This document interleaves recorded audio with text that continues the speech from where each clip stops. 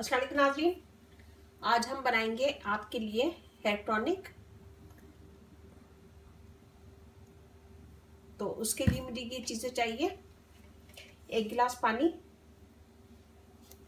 टपाल दानेदार चाय या जो भी आप यूज़ करते हैं वो ले लें, और कलौंजी 1 टीस्पून।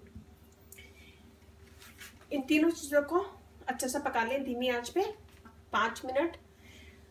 पानी में चाय की पत्ती डालें और थोड़ा सा और ये कलौंजी डाल के इसको पका लें।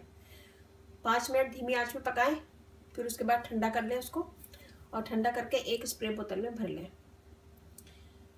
और इसको पूरे सर में लगाएं, सर की जड़ों में लगाएं, इसका स्प्रे करें अच्छा सा और 1 घंटे के लिए छोड़ दें।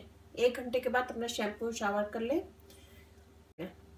1 घंटे के बाद आप अपना शैम्पू यूज़ करते हैं वो कर लें और कंडीशनर यूज़ कर लें, और इससे आपके बालों की ग्रोथ अच्छी होगी, लंबी होगी, और बाल ब्लैक होंगे और शाइनी होंगे।